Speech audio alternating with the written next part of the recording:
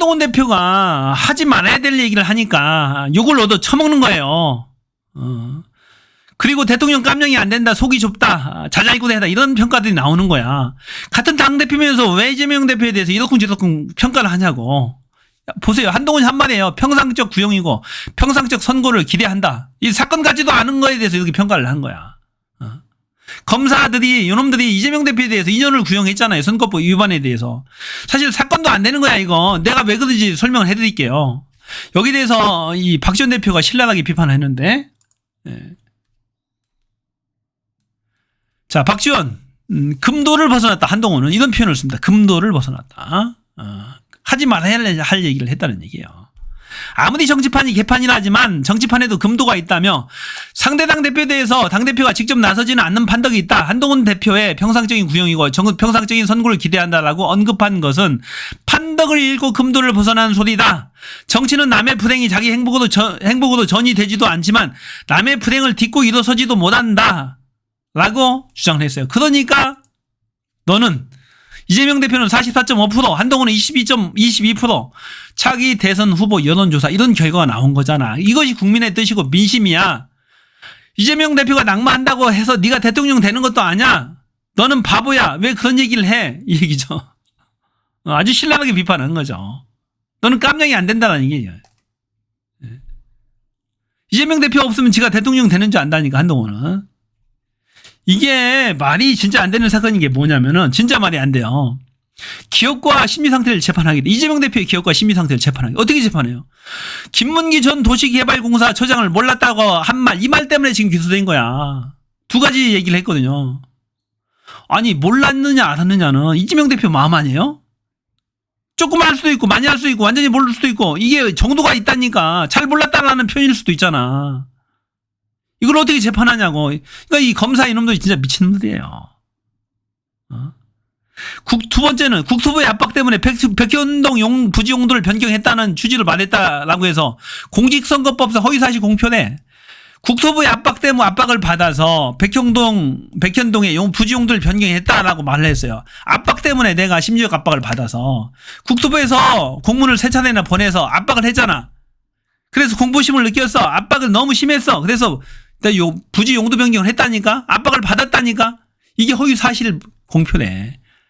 실제로 공문을 3번 보냈잖아요. 이게 심리적 상태잖아요. 압박을 받아서 부지 용도를. 사실 검찰이 기소하려면 이건 가능하죠. 왜 위법하게 백현동 부지 용도를 변경해줘서 이걸 기소를 해야지, 하려면은. 왜 압박 받았다라고 허위 사실을 공표했냐, 허위를 공표했냐는 거죠. 말이 안 되는 거지, 이건.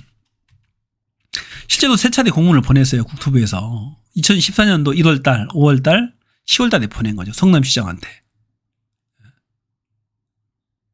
그러니까 압박을 받았다니까? 이재명 대표는 줄기차게 거부해서 반려 요청했어요. 용도 변경 요청 반려. 성남시장이 한국식품연구원한테 반려합니다. 비싸게 팔고 가야 되니까 한국식품연구원은 용도 변경을 계속 요청합니다. 국토부에서 국토부도 용도 변경 해주라고 이렇게 공문을 보내요. 실제 공문이잖아요, 보니까. 종전 부동산 매각 관련 협조 요청, 한국식품연구원. 국토부 장관이 이재명 성남시장한테 보냅니다. 한국식품연구원은 국토부, 지자체, 성남시와 협의를 통해서 종전 부동산에 대한 용도를 변경 신청해서 민간한테 매각을 추진해라. 적극 협조 바랍니다. 성남시는 적극 협조 바랍니다. 이런 공문을 3차례나 보냈다고. 그러니까 압박을 안 받냐고. 그래서 부지 용도를 변경했다라고 국정감사 얘기를 하니까 왜 그걸 말을 거짓이라고 하면서 또 기술을 하는 거죠. 진짜 검찰 이놈들 나빴어요.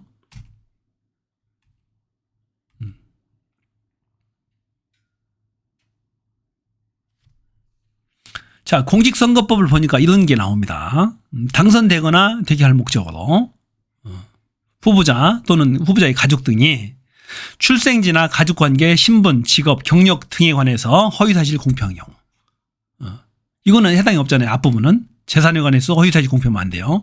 경력에 대해서 안 돼. 신분, 직업 안 돼. 행위에 대해서 허위사실 공표하면 안 돼, 이거예요. 행위가 아니잖아요. 심리상태잖아. 알았느냐 몰랐느냐. 공포심을 느꼈느냐 안 하느냐 이걸 재판하겠다고 대드는 미친놈들이 있어요. 말이 안 되는 거잖아요. 허위사실을 게재하는 경우 지지 여부 등이 이것도 아니잖아. 그러니까 사실 이건 무죄가 맞는 거지. 무죄. 기소거리가 안 되는 거라니까. 심지어는 이런 사진까지 조작해가지고 지금 김문기를 알았느냐 몰랐느냐. 고 김문기 씨가 요분이거든요. 이 4명이 같이 사진 찍었지 않느냐라고 재판부에 제출해요. 그러니까 이재명 너 거짓말하지 않느냐. 근데 사실 이것도 검찰이 증거 조작한 사진이에요. 10여 명이 나온다니까 큰 사진을 잘라 붙여가지고 특정 부분만 잘라가지고 검찰이 법원에 제출하는 진짜 질 나쁜 인간들이죠. 어떻게 검사들이 그런 짓거리를 합니까? 한두 번 표지가리하고 한두 건이 아니에요. 검사들이 이 증거 조작하는 거. 특히 이재명 대표 관련해서는 죽기 살기도 대듭니다. 예행연속까지 했다는 거야, 이거. 재판 리허설까지 하면서. 실제로 10여 명이 갔잖아요, 호주에. 잘 모르니까, 잘 아는 건 아니니까 몰랐다고 할 수 있는 거잖아요. 잘 알았느냐, 몰랐느냐. 이 부분은 재판거리가 안 된다니까, 사실 그래서. 이런 거 가지고 지금 이재명 대표를 공격한다니까, 이놈들이. 말이 안 되는 거죠. 자, 또 윤석열, 김건희가 체코 순방을 마치고 귀국하는데 한동훈과 악수했다. 표정이 왜 이렇게 안 좋죠? 김건희 표정 보세요. 다 죽어가요 보니까. 팅팅 붓어가지고 윤석열도 마찬가지입니다. 야, 사진 좀 좋은 거 좀 내보내지.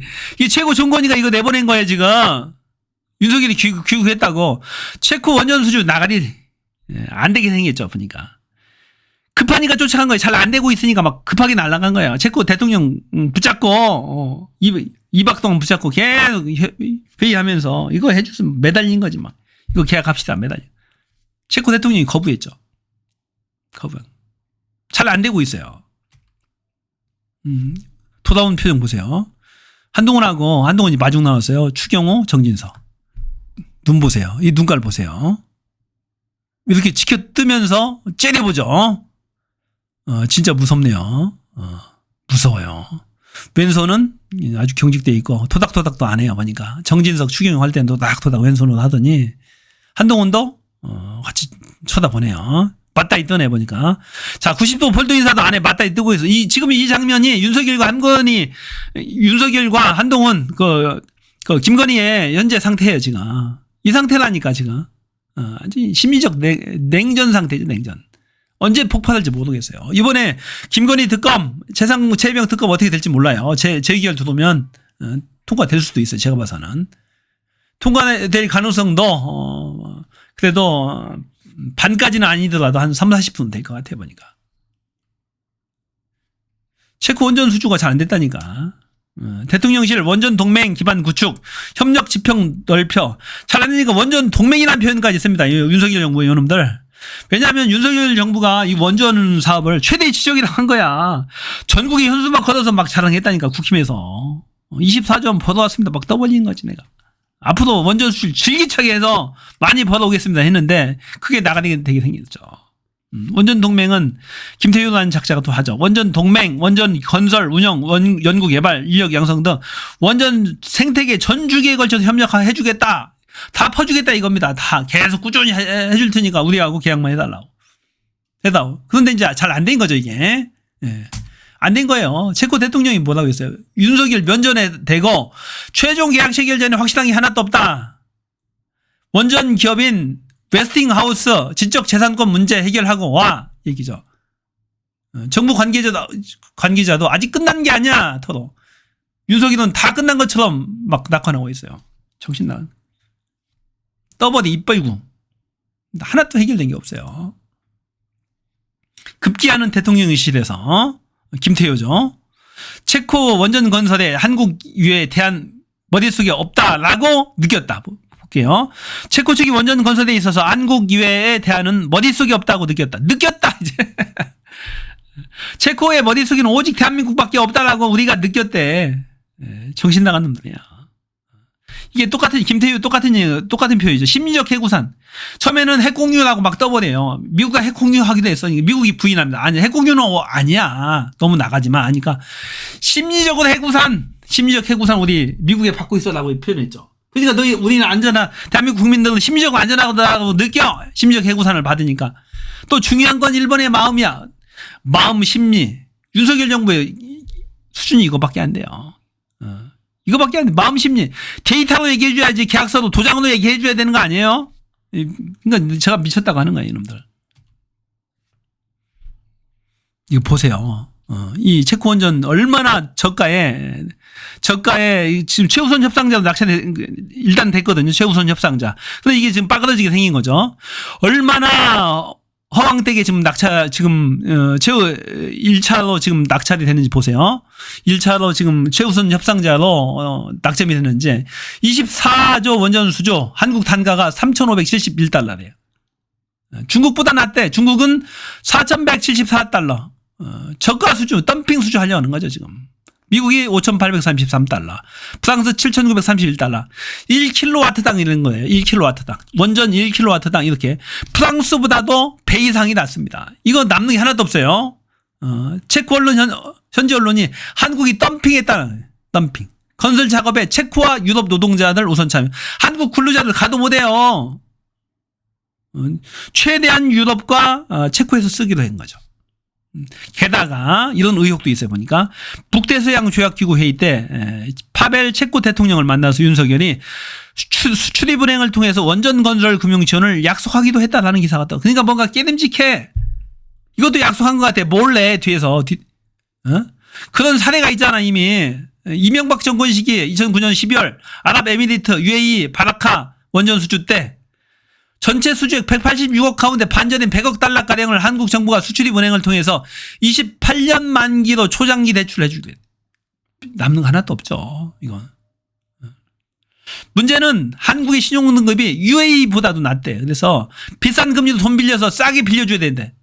똑같이 재판되는 거죠. 이번에. 똑같이 재판되는 거야. 체코도 마찬가지야.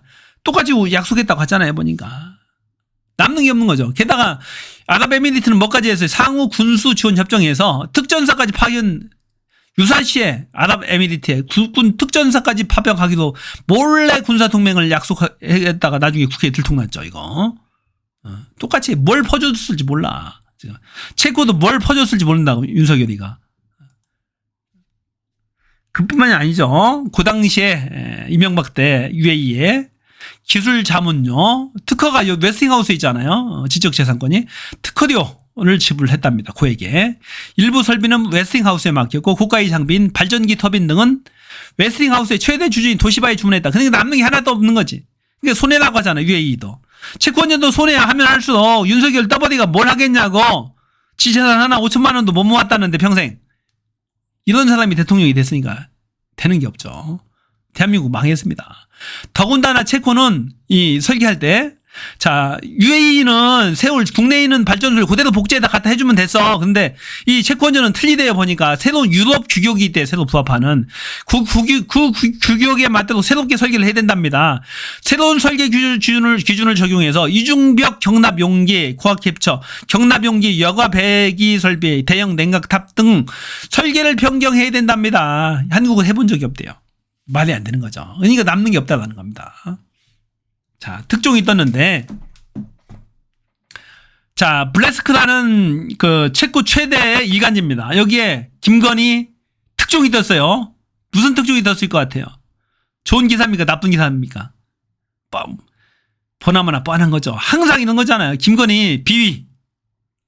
한국의 영부인은 거짓말을 해서 수백만 달러를 벌어들여야만 했어요. 거짓말해서. 사기꾼같이 묘사를 해놨어요. 체코 언론에서 사기꾼. 진짜 창피한 일 아닌가요? 한국 국가원수는 사기꾼을 곁에 두고 있는가? 왜? 재산세 체납, 학력 위조, 논문 표절, 주가 조작 10억 벌었다. 요게 체코 언론에 떴다니까. 최고 언론사에 한국 대통령 영부인 여러 범죄 의혹 받고 있다. 영부인은 우아한 듯 보이지만 탈세, 표절 의혹, 부동산 세금을 내지 않았다. 결혼 후 같은 건물 내 3층과 17층을 왔다 갔다 다니면서 재산세 고지서를 못 받았는지 세금을 제때 안 냈다. 김건희 학력 위조 2022년 그녀는 논문 표절 혐의에 대해 대학이 조사를 받았다. 그녀는 국민대학에서 논문의 일부를 표절 복사했다. 하지만 국내 여러 대학의 과학자 16명으로 구성된 단체는 김건희 논문은 표절이라고 했다. 표절을 발견하지 못했다는 국민대 발표를 반대했다. 동시에 그들은 국민대 박사학위뿐만이 아니고 숙명여자대학교 석사학위 논문도 표절이라고 문제 제기했다. 한국의 영부인은 주식시장에서 주가 조작 혐의로 검찰의 특별한 대우의 조사를 받았다. 다른 피고인들과 함께 그녀는 10억 원, 즉 10억 원의 주가 조작 차익을 챙겼다. 그 엄마인 최은순과 함께하면 23억이 되겠죠. 진짜 창피한 일이죠. 체코 최대 일간지라니까 블레스크는요. 거기에서 대문짝만 하게 나왔어요, 기사가. 그런데 잠시 있다가 국내에서 막 떠드니까 기사가 대부분이 정정돼요. 정정되고 급기야 다시 찾아보니까는 홈페이지에 연결할 수 없습니다. 이 블레스크. 왜 그랬을까요? 대사관에서 항의했겠죠. 그게 합리적 추론 아닌가요? 대통령실에서 항의했겠죠. 그게 합리적 추론이죠. 입틀막이 들어갔다고 저는 생각해요. 국회의원도 입틀막하고 의사협회장이죠. 지금은 의사도 입틀막하고 이 카이스트 졸업식에 가서는 이 졸업생들조차도 경호처장이 입틀막을 했다니까. 외국 언론도 입틀막하는 거지. 국내 언론도 다 입틀막하잖아요. 왜 외국 언론까지도 통제가 되어 드는가? 입틀막. 미쳤어요. 국내뿐만이 아니고 외국 언론사까지 입틀막하는 이 정권. 헌법상 표현의 자유와 언론의 자유를 말살하는 이 정권. 존재 의미가 있습니까?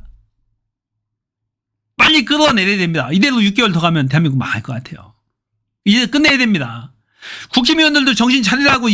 쟤네들은 보수가 아니라고. 윤석열, 김건희는 참칭 보수지. 어떻게 저게 보수냐고. 군대를 다 망가뜨리는데 일본한테 나도 팔아먹으려고 하는데 그게 보수냐고. 아니지. 한국의 전통 가치를 지키는 보수가 아니잖아요. 서서히 점진적인 개혁을 하는 보수가 아니잖아. 의료 체계를 망가뜨리자 순식간에. 그게 보수입니까? 정신 차려야 돼요, 국힘의원들. 이번에 최병 특검법, 김건희 특검법 반드시 통과시켜야 됩니다. 국힘의원들, 국민들이 눈 뜨고 쳐다보고 있어요.